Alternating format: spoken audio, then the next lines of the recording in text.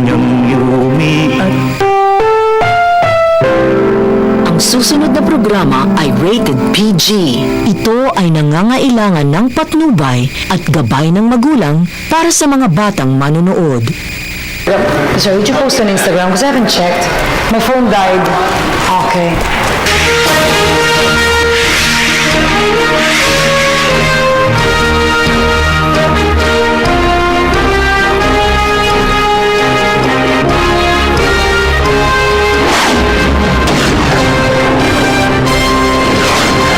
From the news center of People's Television, this is Newslife.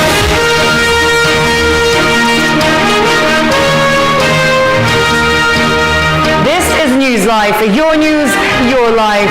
Informing, inspiring, interacting with the stories that make the people the life of the news. Good evening. I'm Isabella Montano with Catherine Vital. Welcome to Newslife. Tonight's news. The Senate begins its probe on the Mama Sapano operation that led to the death of 44 Philippine National Police Special Action Force troopers. The House Ad hoc Committee in the Bangsamoro Basic Law suspends hearings on the proposed legislation to allow the panel to study fact-finding reports on the bloody Mama Sapano incident. President Aquino and visiting Indonesian leader Joko Widodo witnessed the signing of 3 agreements designed to further strengthen bilateral relations between their two countries. Local oil companies are set to implement a big-time price hike in their petroleum products this week.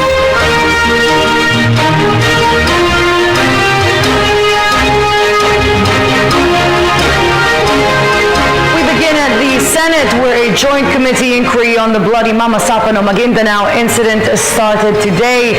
Among those who appeared before the legislators was relieved the PNP Special Action Force head Getulio Napeñas, who admitted having directed the Mama Sapano operation. Also taking the witness stand was former PNP Chief Alan Purisima. Purisima, who was under suspension at the time of the PNP SAF operation, clarified that he did not order but only gave advice on the manhunt against Marwan. Jade Miguel reports. The Senate hearing on Mama Sapano incident has started this morning, which was led by the Senate Committee on Public Order and Dangerous Drugs, chaired by Senator Grace Poe. The other 2 committees joining the said committee are the Committee on Peace, Unification and Reconciliation and Committee on Finance.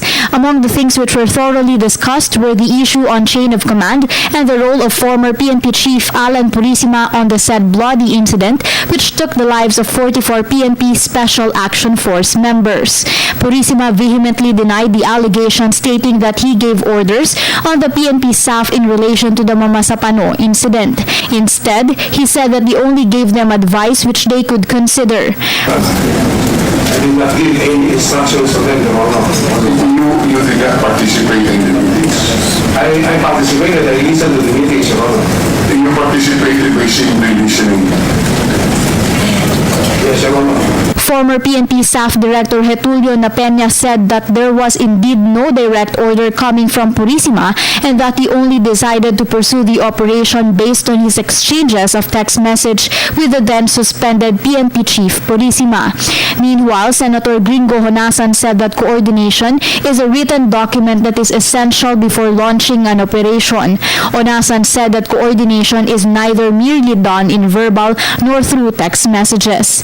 Purisima maintained that he has no motivation not to inform AFP Chief of Staff General Pio Katapang and DILG Secretary Mar Rojas about the operation. There's no motivation, Your Honor. That is just following what was written in their plan, that they will give the information time on target. And that included me, Your Honor. For the People's Television, this is Jade Miguel reporting. Meanwhile, many senators expressed doubts on resigned Director General Purisima's claim that he did not give orders to the teams involved in the operation. Again, here's Jade Miguel for the details.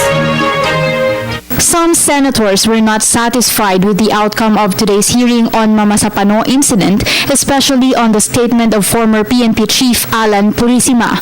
Purisima said that he gave no direct orders to the PNP staff, but only an advice which they could consider. After the hearing, Senator Grace Poe said that it is unlikely that no official coming from a high rank gave them a go signal to pursue the operation. It is clear that there has been a violation of chain of command, according to Senator Ferdinand Bongbong Marcos. Maliwanag na there's a violation of chain of command because although pinipilit ni General Purisima na ito ay advice lamang, commander mo yan at sinabihan ko kapag besides, ano pinag-usapan nila ni Presidente? Were they talking about an unrelated matter or tungkol nga dito sa mission na ito? One thing which makes Marcos wonder is the inclusion of a suspended official like Purisima in their chain of command. Meanwhile, AFP Chief of Staff General Pio Katapang admitted that the PNP staff asked for their help, but the aid they lent to the troops was the extrication of slain bodies of PNP staff and not to contribute in the exchange of bullets with the MILF. The AFP official said that they were not able to provide artillery fire since they lacked time to know the exact location of the MILF and the staff troopers and to have a forward observer. Katapang added that the military did not fight the MILF as there is an ongoing peace agreement between the latter and the government. For the People's Television, this is Jade Miguel reporting. Meanwhile, timelines on the Mama Sapano incident were presented by both the PNP and AFP during the joint Senate committee hearing. The AFP blamed lack of coordination for the bloodbath. Here's Leah Fernandez. Even before the Oplan Exodus, the operation that refers to the bloody clash of PNP Special Action Force, MILF, and BIFF in Mama Sapano, Maguindanao last January 25, former PNP Staff Chief Director Getulio Napeña stressed in the Senate Joint Committee hearing in Mama Sapano incident that they have already been planning with the AFP to pin down so-called high-value terrorists Marwan and Basit Usman. There is this misconception from the public saying, tila pinabayaan naming mga opisyal ang aming mga tauhan na pasukin ang lugar ng kalaban na walang maayos na pagplano at kahandaang isinagawa bago ang nasabing pagsugod. These are far from truth. Nagkaroon po tayo ng mahaba, maayos at masusing pagpaplano, paghahanda at koordinasyon na ganap at isinagawa bago nakatuparan ang nasabing pagsugod sa Mama Sapano, Maguindanao. As early as 2005, authorities have started targeting Marwan, who was behind the 2002 Bali, Indonesia and some bombing incidents in Mindanao. But it was only in 2010 when Napeñas joined the PNP-AFP operations against Marwan and Usman. Most of their operations did not push through. In 2014, Oplan Wolverine was aborted because of leakage in information about the operations following the sudden raid of AFP's 6th Infantry Division at Marwan and Usman's camp, where they recovered bombing materials. In the same year, they had Oplan Terminator, however, it was also aborted. Then on December 23, PNP planned again for a new mission, the Oplan Exodus. After which, Napeña said they met with President Noynoy Aquino at Bahay Pangarap last January 9 to present their plan. We, Police Director General Purisima, myself, and Police Superintendent Mendez went to Malacanang and met His Excellency at the Bahay Pangarap for mission update in the new concept of operation. We named this operation as Oplan Exodus. Under Oplan Exodus, coordination with the Armed Forces of the Philippines will be time on target in order to avoid another compromise. His Excellency cited about the coordination with the AP that he had earlier stated in the press statement. Then followed by their meeting in Zamboanga on January 21 for the final planning. Because then suspended and now former PNP Chief Alan Purisima advised them in their previous meetings to conduct the operations between January 23 to 26. Aside from PNP, AFP presented to their own version of the timeline of events. AFP Brigadier General De Leon clarified that they had coordination with the PNP while the clash was going on. Let me present a doctrinal definition of coordination. Coordination is the exchange of information to inform and integrate, synchronize, and deconflict operations. Coordination is not necessarily a process of gaining approval, but is most often used for mutual exchange of information. Office of the Presidential Advisor on the Peace Process also submitted their own chronology of events and other pertinent documents. Meanwhile, Senator Alan Peter Cayetano was cautioned when MILF was not able to secure a report, plus MILF Chief Peace Negotiator Mohagir Iqbal was only represented by their coordinating committee on the cessation of hostilities head, Rasid Labiasan. We're all after the truth, as you said. And if we don't have all the three reports here, magkakaroon talaga ng notion na nire-repair yung report. No?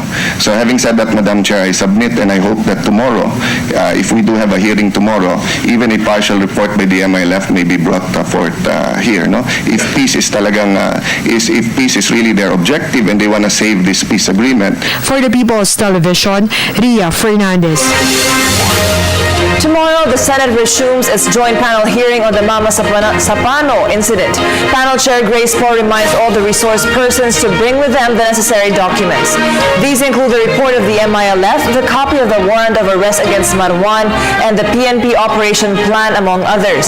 Senator Loren Legarda also sought a copy of the exchange of text messages of all officials involved in the operation. Meanwhile, over at Camp Crame, policemen were all eyes and ears at television sets for the Senate hearing on the Mama Sapano incident. The details from Alvin Baltazar.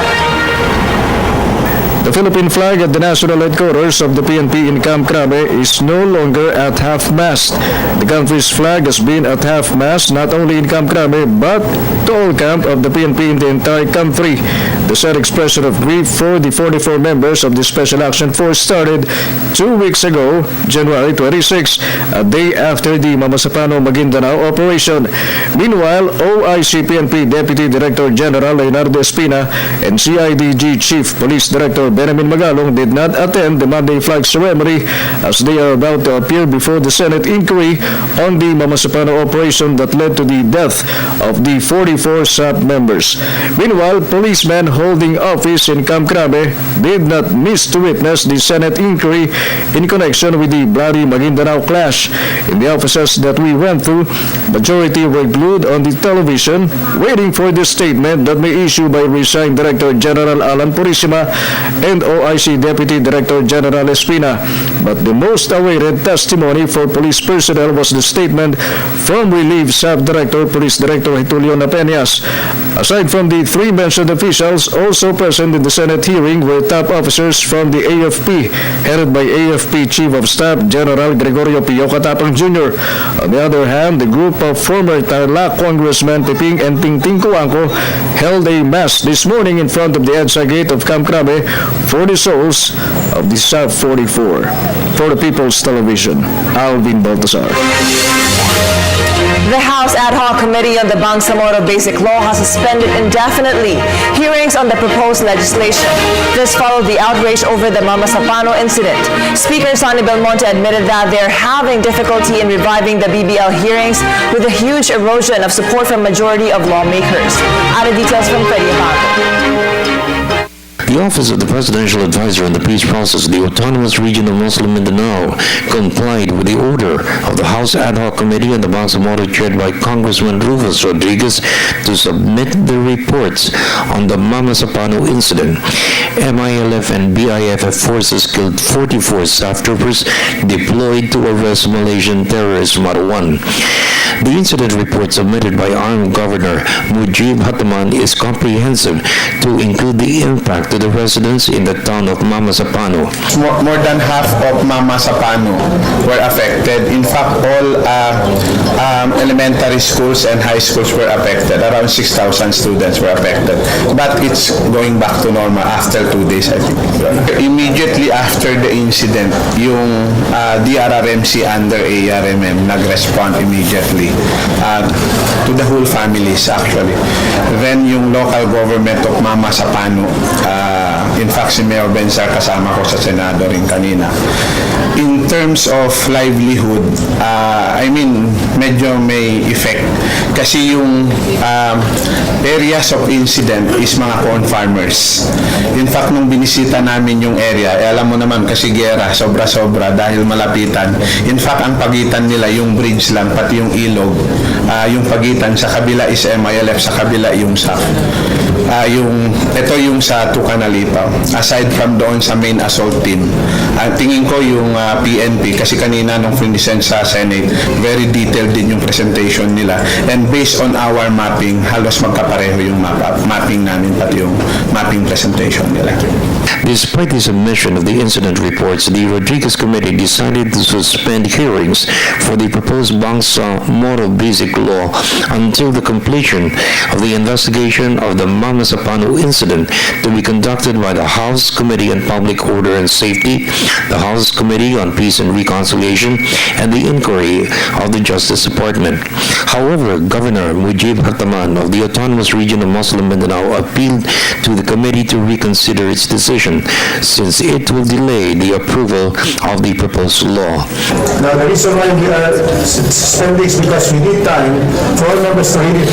And if necessary, when we resume, we'll ask those who submitted reports to come for clarificatory answers to our questions. The second one is that we already allow our members of the committee to attend the hearings of the Public Order and Safety and, of course, the Peace and Reconciliation. And how can we continue when our Vice Chairman is the Chair of the Peace and Reconciliation? So we are going to suspend to wait for the results of the two congressional committees.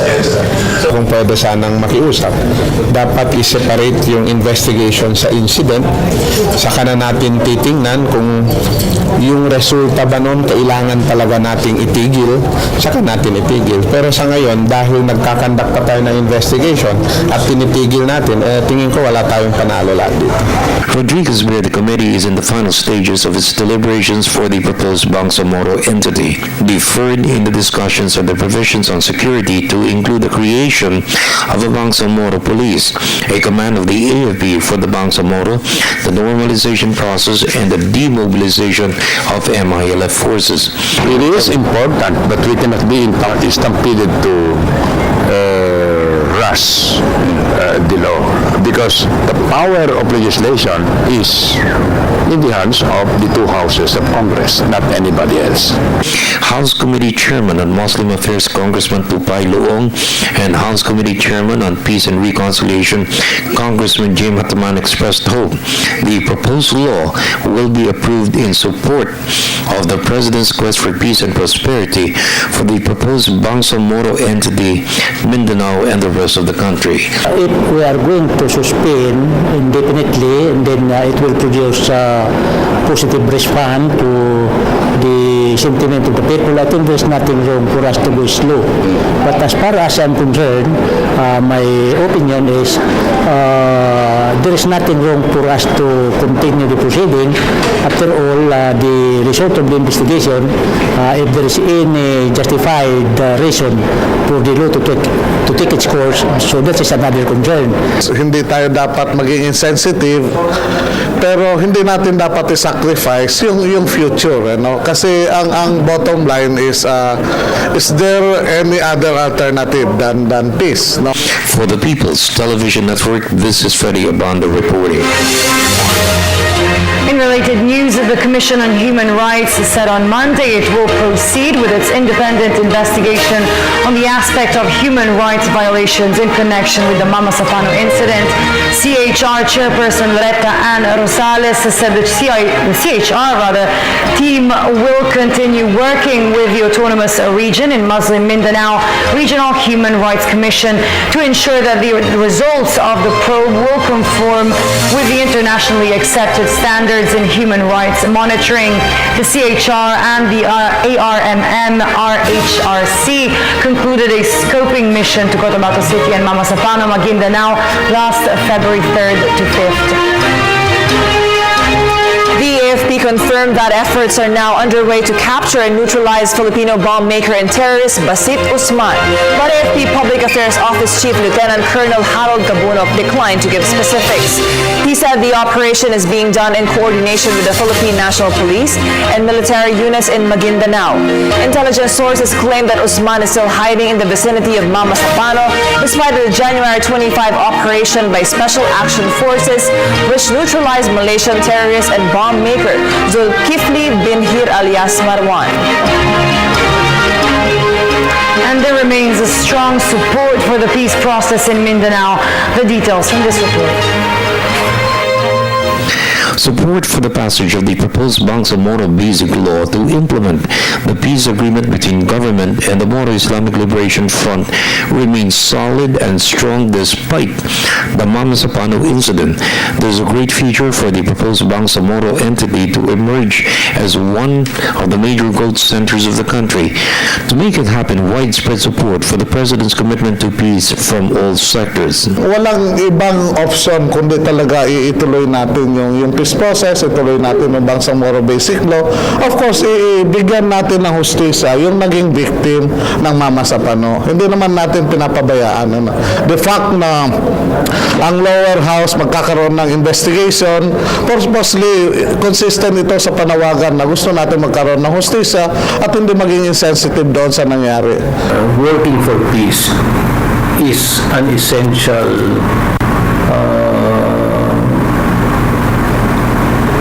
to our country. We have to work so hard to attain peace.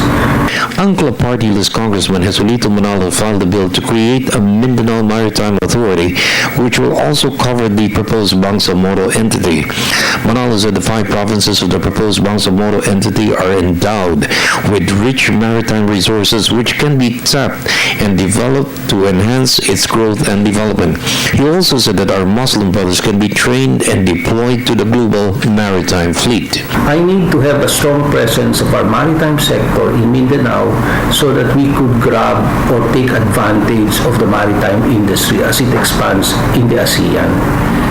And hopefully the proposed bill can become a law and the government will support the creation of institutions that are well equipped with good teaching capabilities that would attract the best and the brightest so that the people there can be educated on the value of maritime.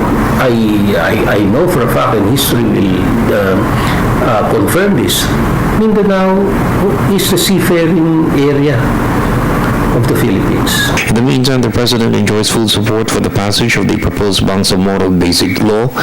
American Chamber of Commerce Senior Advisor John Forbes stressed the Mama Sapano incident should not deter the quest for peace to end more than 4 decades of conflict in Mindanao.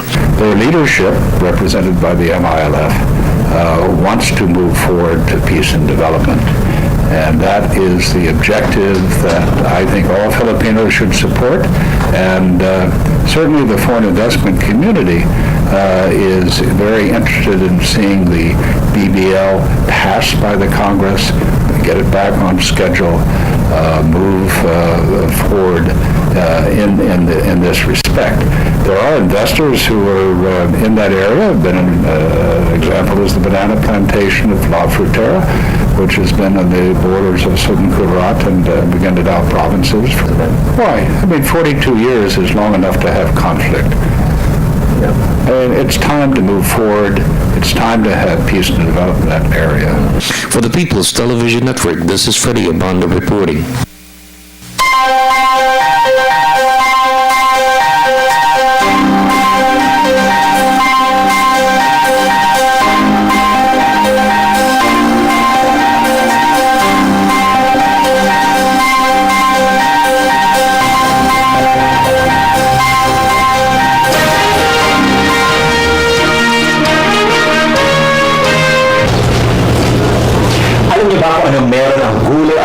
na mahusay para sa katawan natin, bitamin at mineral na nakakatulong para mas lumakas ang resistensya natin laban sa sakit. Mahalaga ito. Kaya ang utos ng kumain number 3, kumain ng gulay at prutas araw-araw. Mabuti na lang, ang dami nito sa atin. sundin ang 10 commandments para sa sigla at lakas ng buhay mula sa National Nutrition Council ng DOH. Ang mga hikanteng balitang dapat alam mo sa buong araw, ihahati. Sing bilis ng radyo, sing lawak ng telebisyon. Sa pinagsanib puwersa ng mga naglalakihang institusyon ng media. Samahan sila Francis Cancino, Vivian Gulia at Zarina Lusuegro dahil ang radyo at telebisyon pinagsama na sa Radyo Vision. Lunes hanggang Biyernes, dito lang sa Media ng Bayan. Not allow a drop of blood to be shed if we can. I call on our people to rally to Camp Aguinaldo and Camp Grano.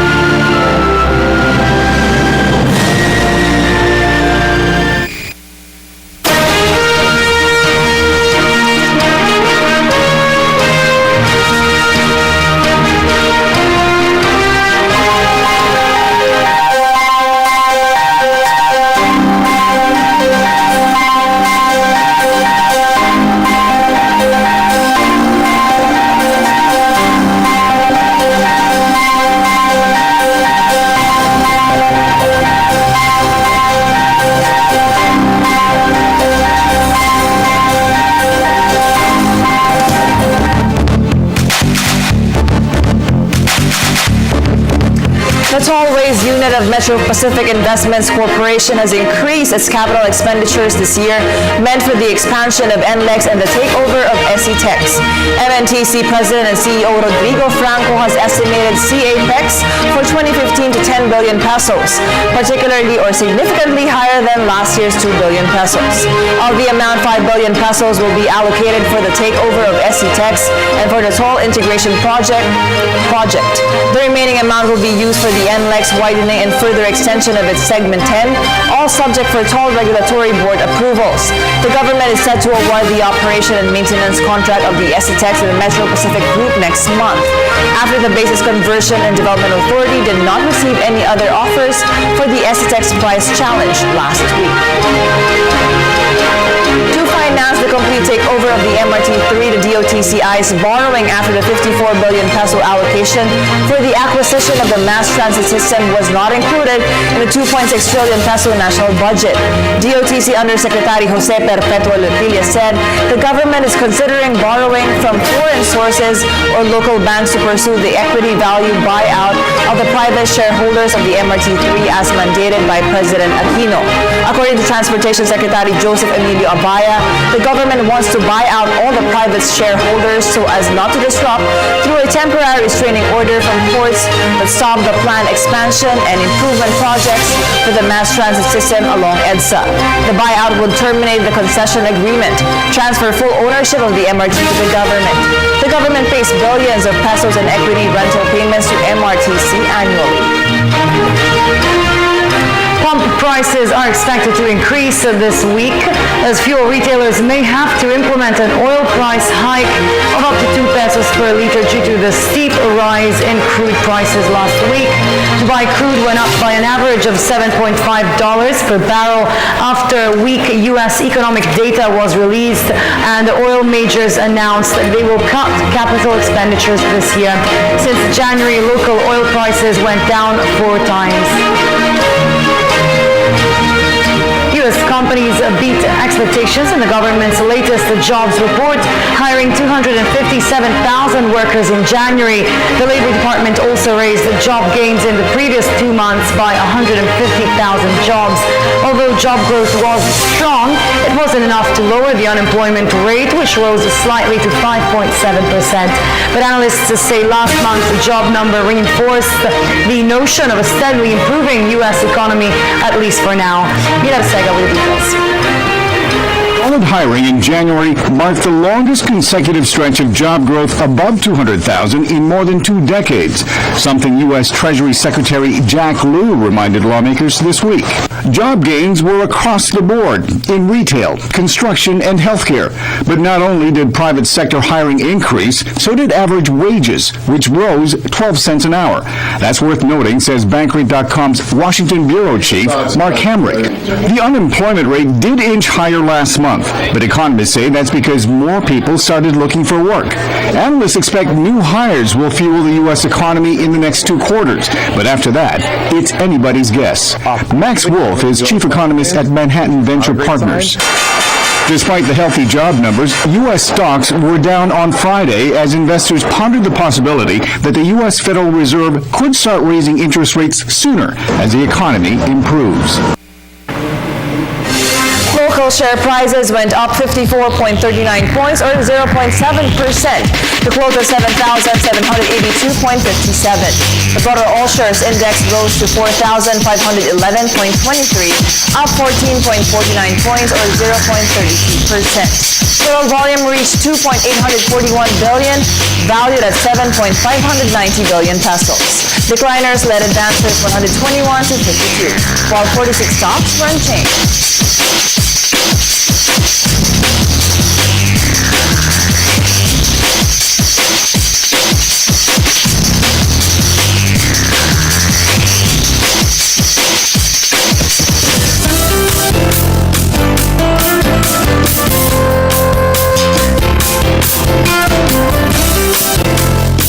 Good evening, Philippines. Live from Pag-asa Weather and Forecasting Center, here's our latest weather information.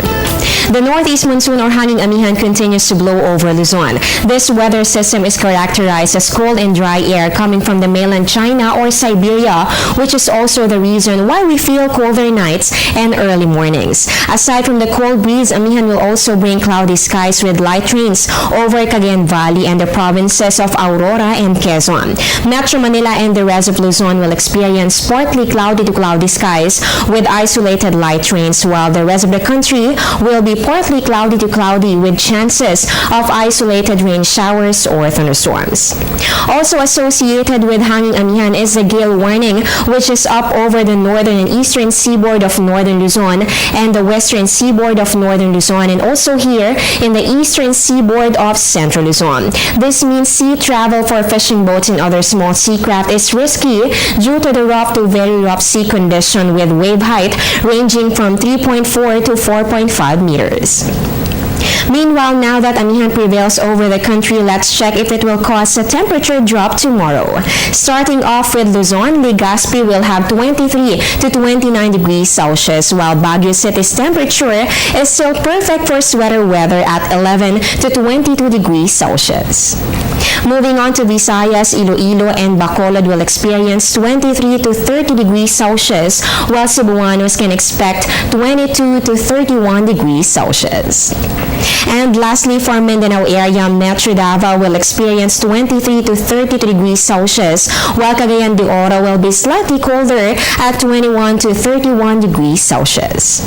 On the other hand, as we enjoy the days of February, let's see what this month has to offer when it comes to our weather. Know more about that after a short break.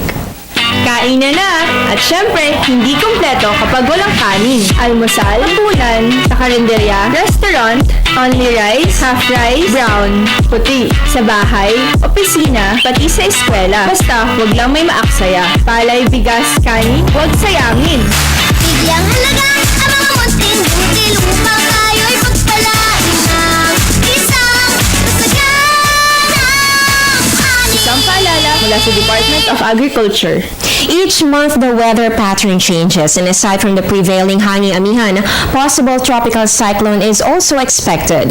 According to Pag-asa, the average number of tropical cyclone during February is 0 to 1. This only shows that there is a slim chance for a tropical cyclone or bagyo to enter the Philippine area of responsibility.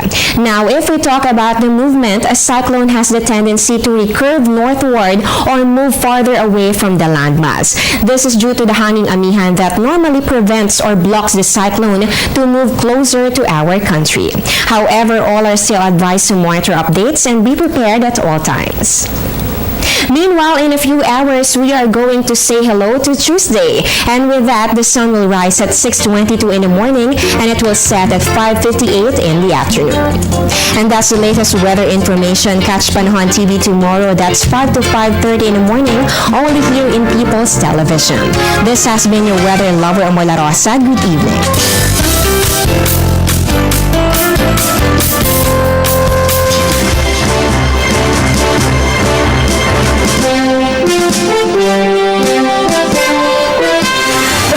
And Indonesia today signed the 3 agreements designed to further strengthen bilateral relations.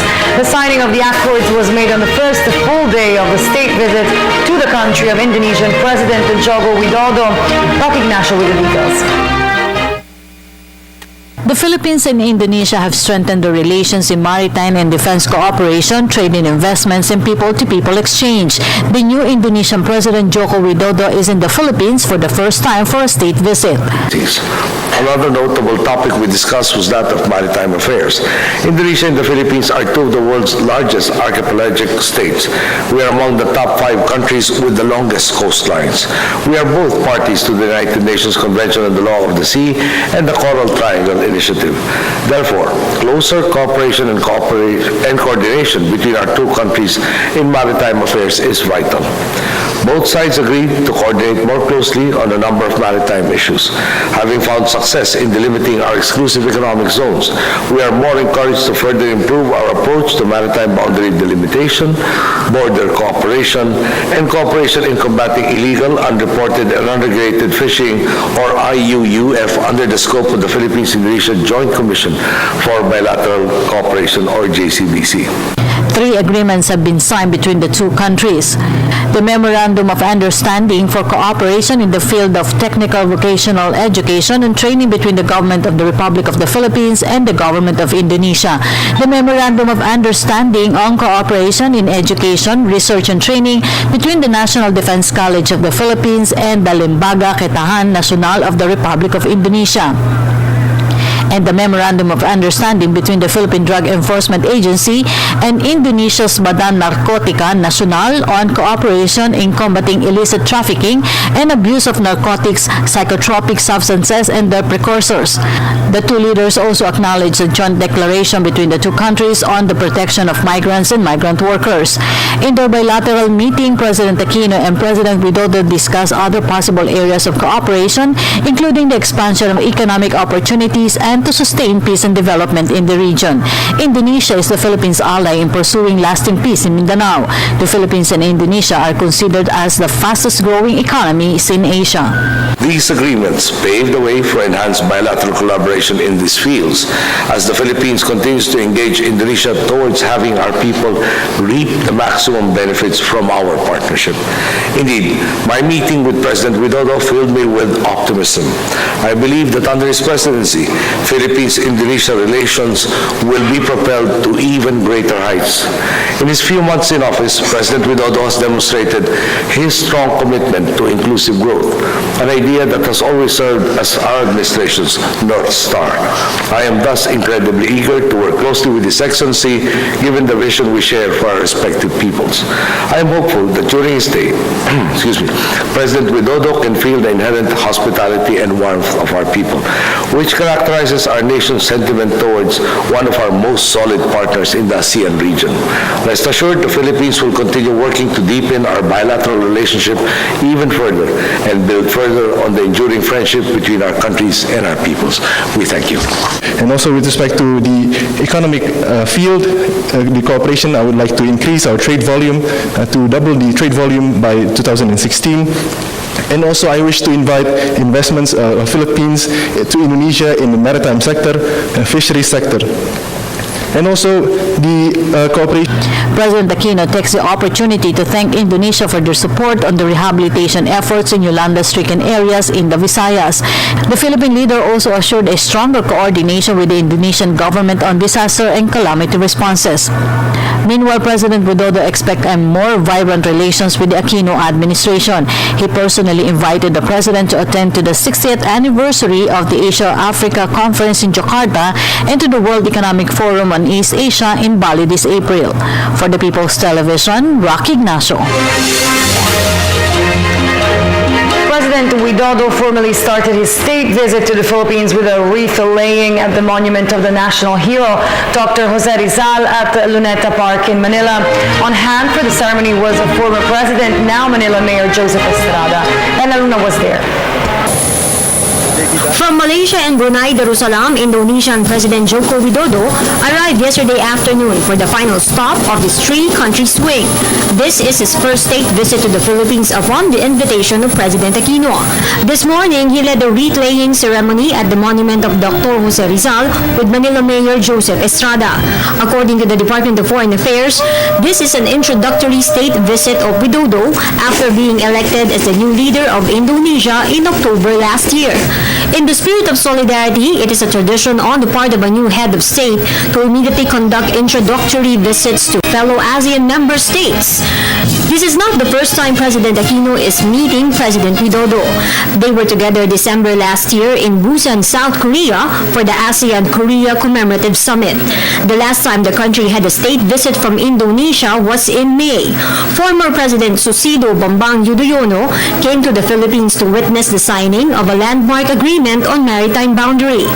The agreement concerning the delimitation of the exclusive economic zone boundary clarified the maritime limit between southern Mindanao and North Sulawesi in Indonesia. An agreement was reached after 20 years of negotiations.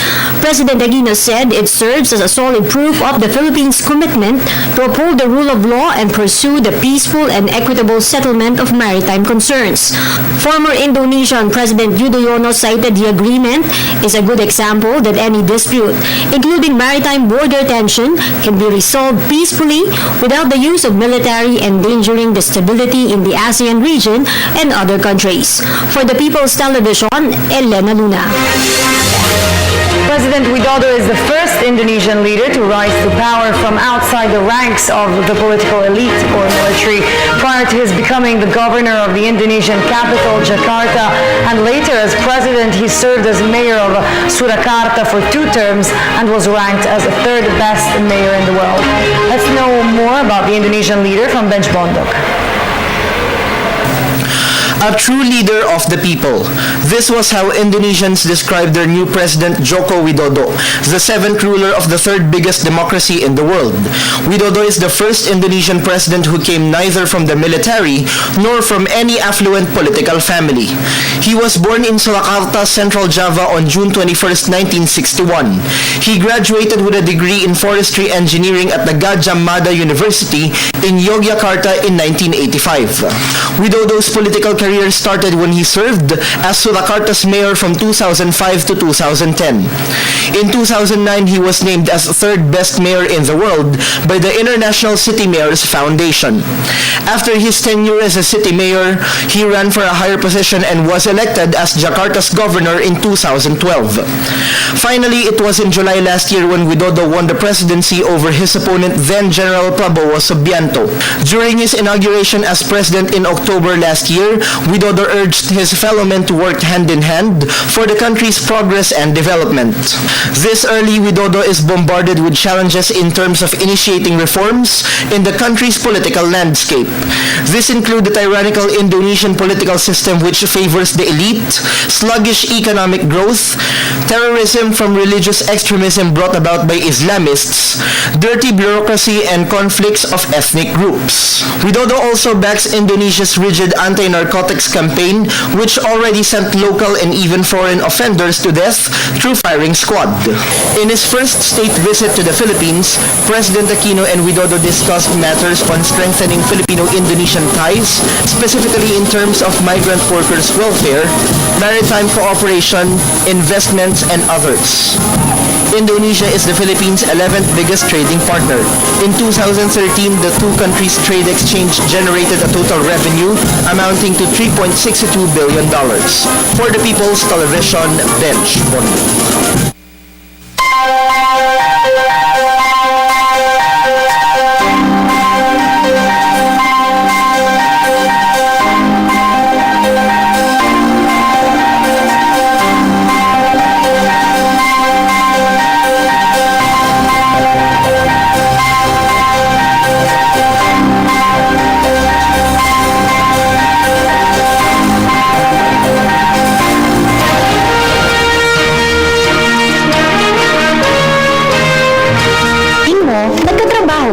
Sa sipag mo, naging bisor ka. Sa talino mo, naging manager ka. Sa ludo ang pag-ibig sa'yo. Ngayong 65 ka na, ang pinaghirapan mo, may katuparan sa Balik Savings 65.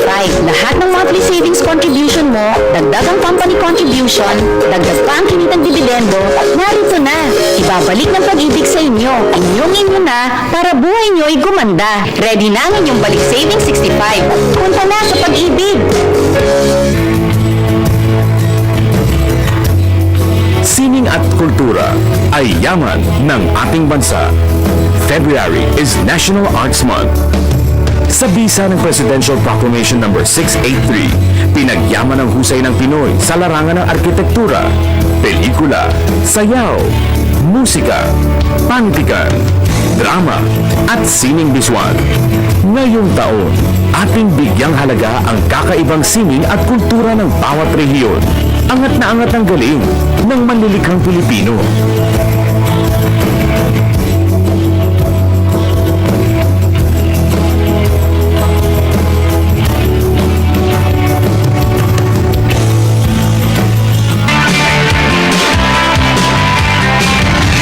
Maghahain ng may init at nakakabusog na kaalaman at libangan. Kaya sama na! At maghahatid ng napapanahon at kapaki-pakinabang ng mga balita at informasyon. Kami ang inyong GMD Barkada. Magandang gising every morning! Dahil ikaw ang boss dito sa Good Morning, Boss!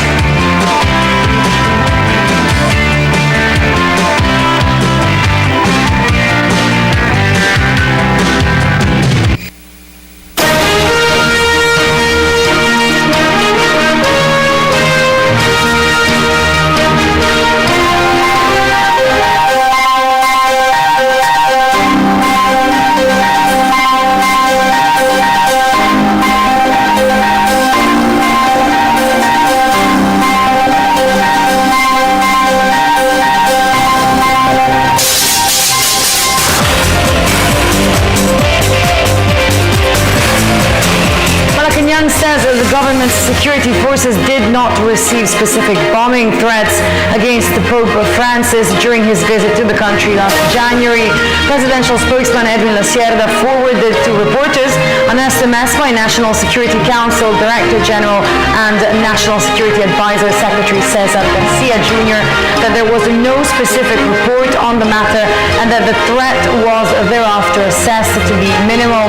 Reports have been circulating saying there were assassination threats against the pontiff, thus the government put in extra effort to strengthen security during the Pope's visit last January 15 to 19.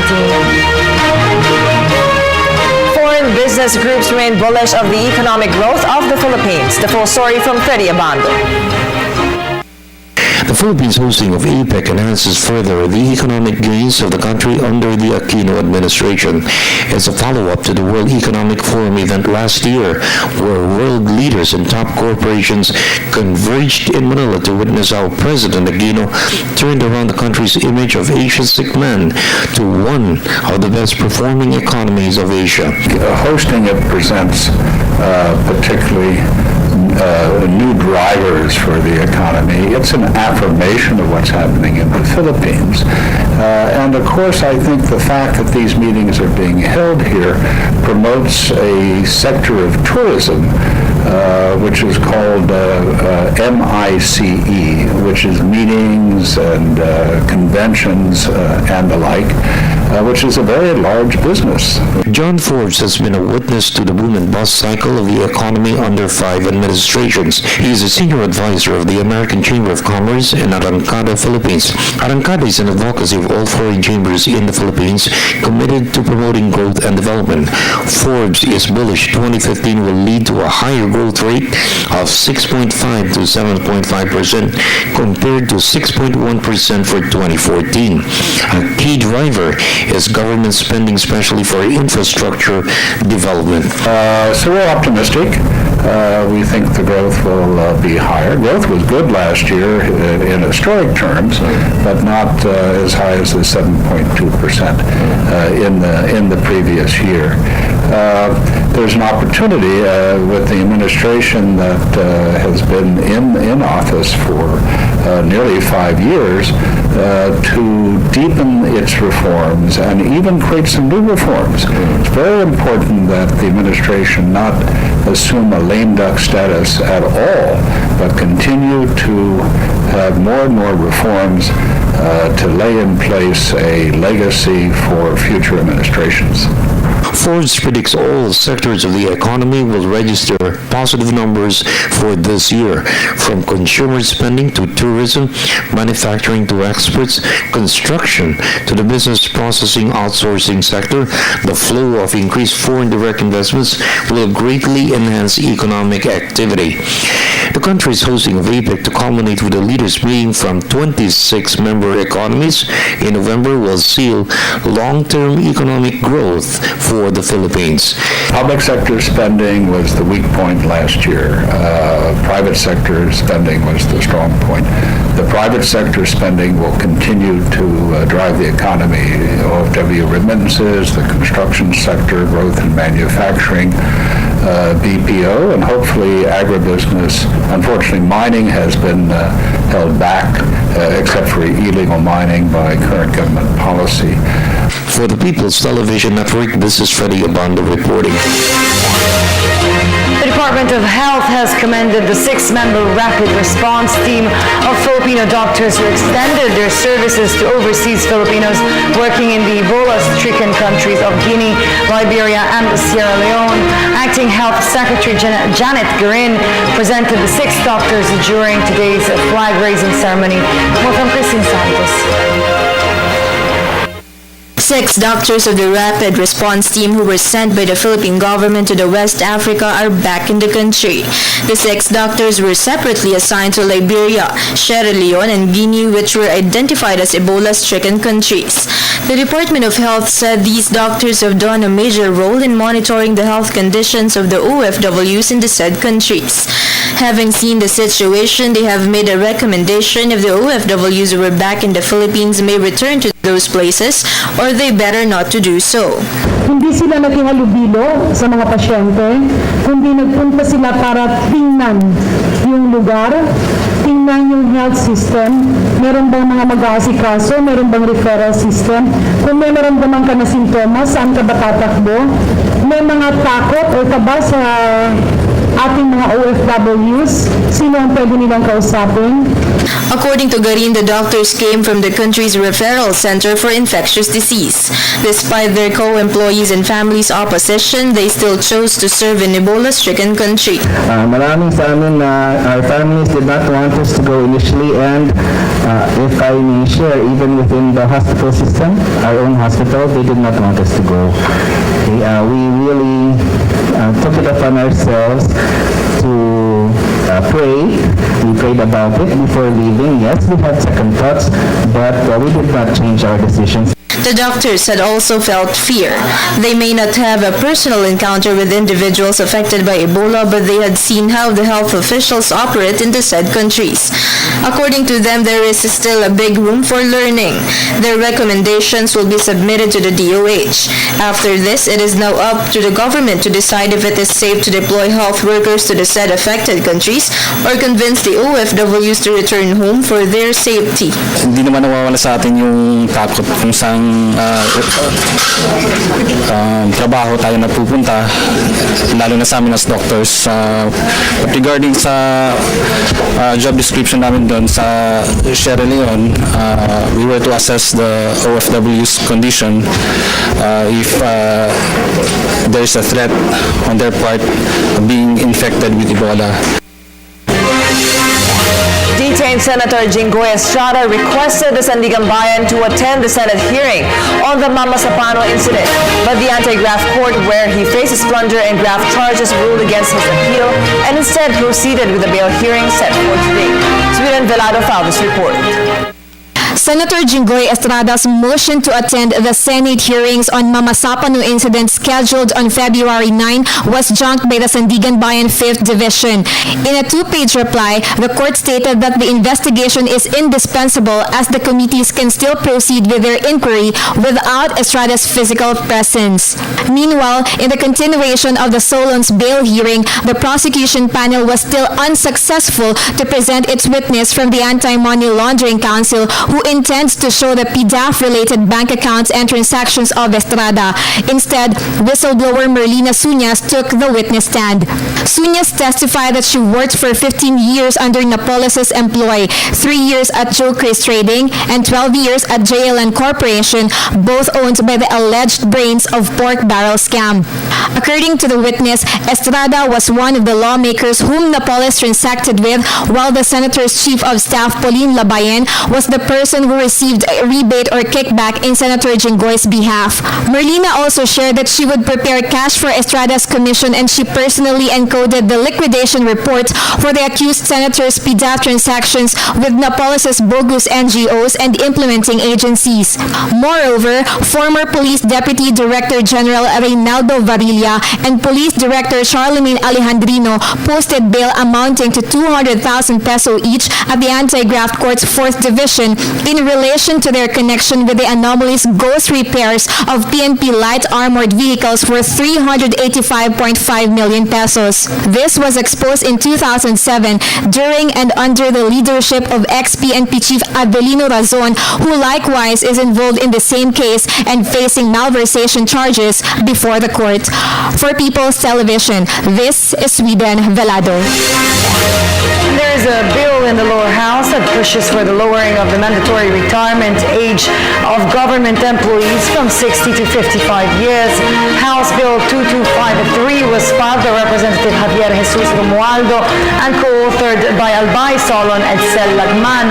The bill states that those in government service for at least 15 cumulative years and that have reached the age of 55 may avail of the retirement benefits from the GSIS. And there is a call for the Commission on Higher Education to act on the deteriorating and poor performance of education courses in 22 universities and colleges in the country. Araperes with the details. The Philippine Business for Education has recommended the abortion of education courses in 22 universities and colleges in the Philippines if the Commission on Higher Education will not help in the improvement of the course. PBED cited poor rankings and worsened performance of schools since more than 20% of students from these schools did not pass the licensure exam for teachers or LET. Hindi naman namin layunin ang ipasara mas for lahat. That's not our objective. Ang gusto po namin sana lahat ng PI na yan, lahat nagpo-produce ng 80 to 100%. That's the objective. We want all of the schools that are responsible for producing the teachers who teach our kids. We want to make sure that they're all good schools. That's all we want. If we're not saying that they should close, we're not saying that there should be only some number, but they should all be good schools. The production of our teachers has to be a priority of CHED, of PIC, of our government, because they're responsible for teaching 20 million students in this country.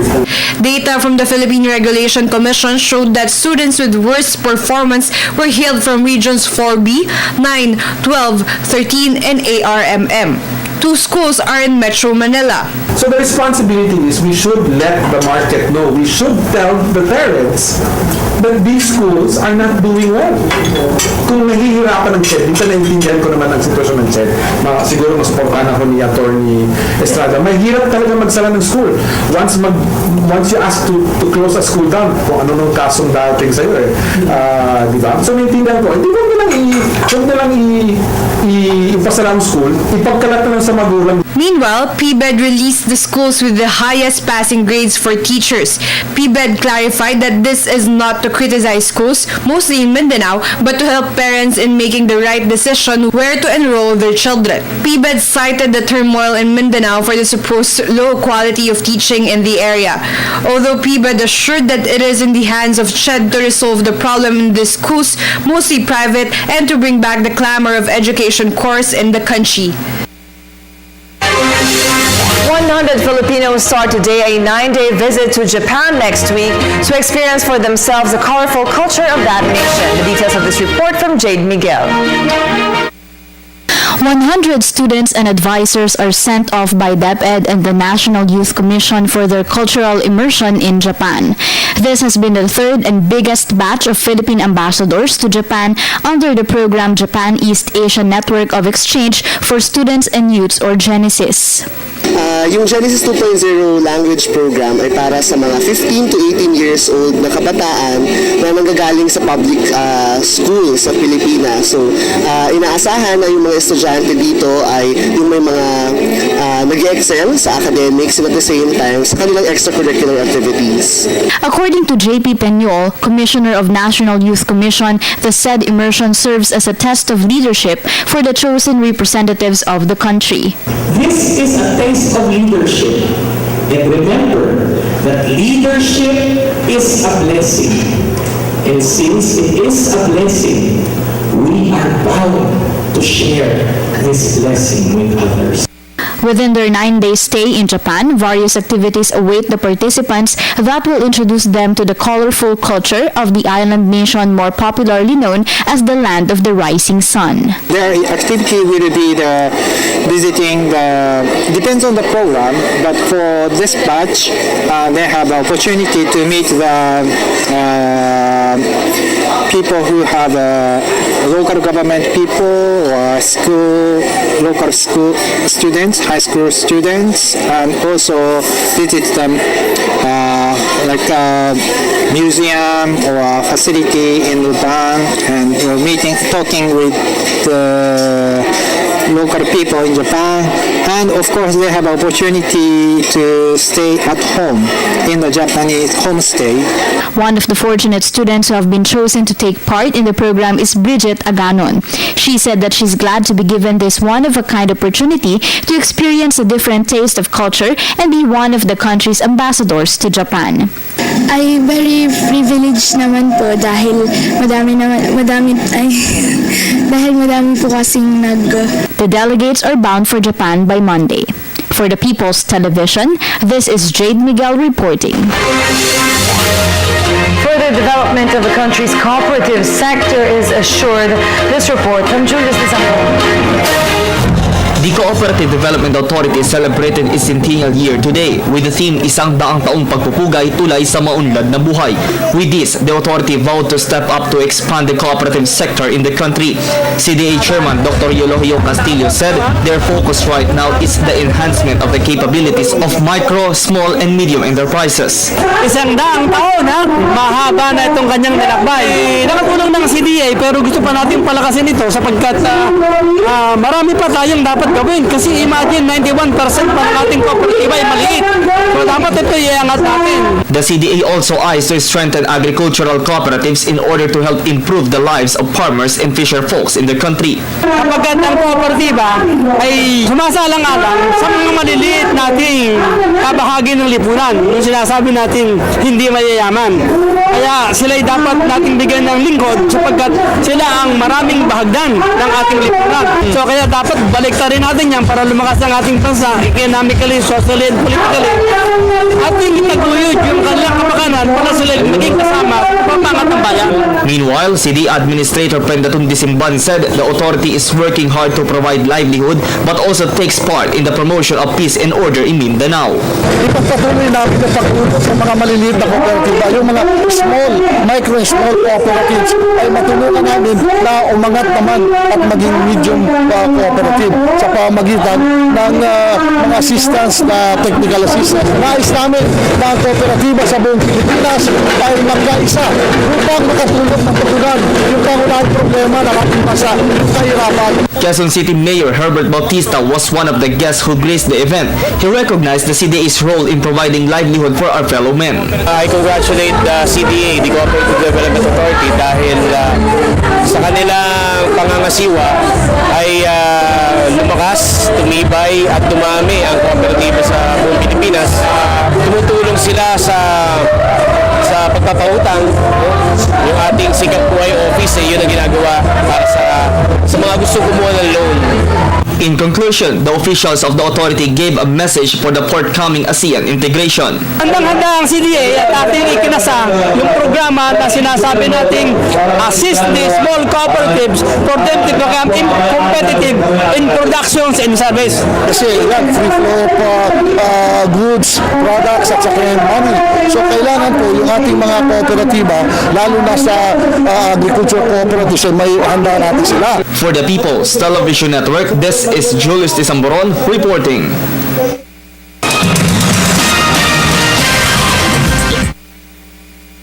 Zamy Manahan asked for advice regarding her contract. According to Zamy, she signed a work contract with a company on a probationary basis. When the probationary period was over, she was being offered another contract by the company as one of their regular employees. Zamy wants to know if she can refuse to sign such contract. She says that she is no longer interested to work in such company. Her concern is that will she be required to give a 30-day notice before she can leave the company. Zamy, you are not required to tender a 30-day notice before you can leave the company unless it is written in the contract which you first signed, that is, the probationary contract. Neither are you required to sign the second contract that is being offered to you.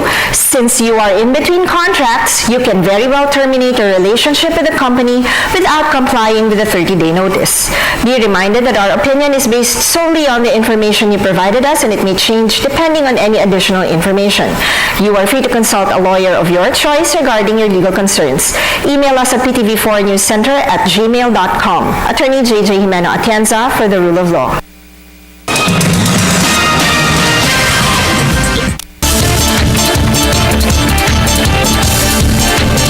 Immigration reform is a hotly debated issue in Washington, but many U.S. cities aren't waiting for the federal government to determine how to deal with those who entered the country illegally. Daniela Stria reports on New York's newly unveiled municipal ID cards that are available to all city residents, including undocumented immigrants. This report. At 12 enrollment centers, like this one at a Manhattan Public Library, residents who can prove their identity and city residency can sign up for a new municipal ID card. The card is offered to all city residents, including illegal immigrants. It allows them to open bank accounts, enroll a child in school, or gain access to hospitals, all actions that require a valid picture ID. In the first month, the city has had more than 150 scheduled appointments to enroll for the card. This is a way for those individuals to feel a little more security in their day-to-day life. Betsy Plum of New York Immigration Coalition says New York has more than 500,000 undocumented residents. New York is just one of a handful of cities, including San Francisco, which offers municipal IDs. But more cities are following suit. Nisha Argawal, New York Commissioner of Immigrant Affairs, says that's because cities can take steps to address local immigration policy, even without a federal mandate. Can still make life better, easier, more fruitful for everyone who's living here, including undocumented immigrants. Proponents of the card say that illegal immigrants are at risk specifically because they don't have any form of ID. Also, if you're the victim of a crime, not not being afraid to call the police because you don't have any way to prove who you are. Antonio, originally from Ecuador, has lived in the U.S. since 1992. Today, he has no valid documentation, something that is having a big impact on his life. O sea, a mí me dieron los permisos de trabajo. I had a work permit until 2007, and with that permit I bought a house where I pay the water, mortgage, everything you need for a house. I pay everything. But my work permit is now expired, and the ID that I had from the DMV is also expired, so now I need a new one in order to pay my taxes and everything else, because all these years I've continued to pay my taxes. Some opponents say New York City is going beyond reasonable protection for illegal immigrants and making it easier for people to break the law. Ira Melman of the Federation for American Immigration Reform via Skype. No city or municipal government ought to be in a position of impeding the federal government's ability to carry out immigration law. Essentially what New York City is doing is aiding and abetting people who are violating federal immigration law. Mayors from around the country gathered in New York City recently to pledge support for and work together on local immigration initiatives. Banding together with our fellow cities around the country and showing the reality on the ground, that will then push up on the national debate and show that being pro-immigrant, having a progressive immigrant policy is better and not worse for the country. Immigration advocates say the ID cards do a lot to protect vulnerable residents, but there is still a long way to go for comprehensive immigration reform to become a reality. When militants of the Islamic State seized parts of northern Iraq 6 months ago, one of the areas hardest hit was that of the Yazidis people, an ethnic religious minority living around Sinjar. The militants reportedly killed thousands of men and took the women and children captive. A few of the young women eventually escaped, and they recounted their ordeal to Scott Bob in Badra, 40 kilometers north of Mosul. A mother and daughter bake bread at a communal oven in Badra camp. This is the new home of 15,000 ethnic Yazidis displaced by the Islamic State offensive. In all, 20,000 Yazidis fled here, doubling Badra's population nearly overnight. Arzam Ghassan Khalef is one of the newest residents. She and her 23-year-old daughter Asima were among 200 Yazidis released unexpectedly by the militants. She says that Asima was traumatized after being shot and beaten over the head with cement bricks. She always talks to herself and nobody can understand. I wish someone could take her to another country for treatment. I'm tired. Worse, Khalaf says, she's had no news of the rest of her family still held by IS. I want God to wreak justice on them for us. I pray to God. My kids are still in their hands. 17 members of my family. We are all poor and helpless. We can do nothing. 68-year-old Farman Davish Ali was among those released, most of them elderly or disabled. He lives with relatives outside the camp. They did dirty, bad things you can't imagine. Someone comes for your sister, your daughter, or your wife. There is nothing worse than this. He does not have much hope unless there is more help from the international community.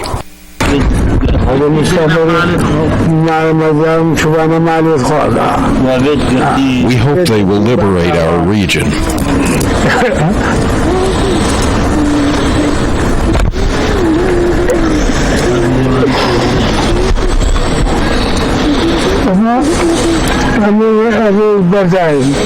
And our people will be freed from the hands of Islamic State.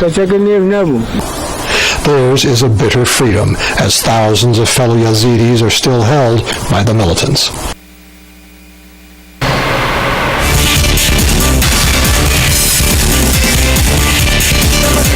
International Junior welterweight champion Jason Bagara retained his title by knocking out Mexican challenger Cesar Chavez in 156 of the second round in the Pinoy Pride 29 Festa Fury over the weekend at the USEP Gym in Davao City. Bagara first knocked down the Mexican twice in the opening round but was saved by the bell. In the second round, the native of Cagayan de Oro City immediately went to the body before landing a whooping right hook to the head that sent down Chavez grimacing in pain. Chavez tried to stand up but only to fall down again on the canvas with his forehead hitting first, forcing referee Bruce Maktovich to stop the scheduled 12-round title fight. Meanwhile, WBO Intercontinental Junior Featherweight Champion Genesis Cervania also retained his title by a convincing unanimous decision win over Mexican challenger Juan Luis Hernandez. Tomorrow's headlines. Former PNP Chief Alan Purisima denies giving orders to the PNP staff teams involved in the Mama Sapano operation that resulted in 44 elite policemen dead. The House of Representatives suspends the scheduled hearings of the proposed Bangsamoro Basic Law indefinitely. The Philippines and Indonesia signed 3 agreements designed to further strengthen bilateral relations. Oil industry sources say a big-time increase in the prices of petroleum products looms this week.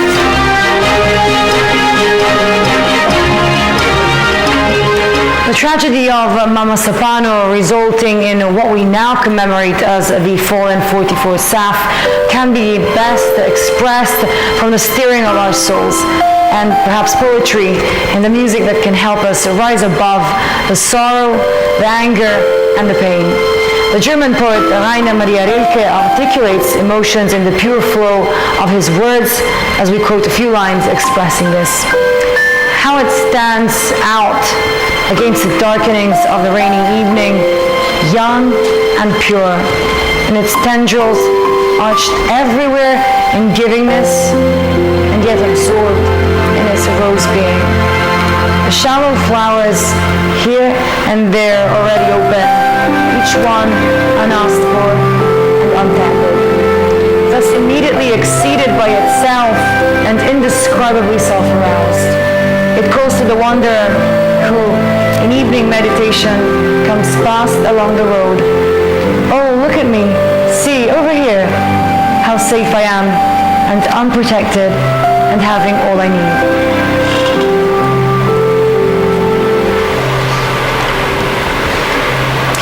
And with that, we'll bring to close the summary of our day with your news and your life, because the People's Television Network is your news life. I'm Isabella Montano with Catherine Vital.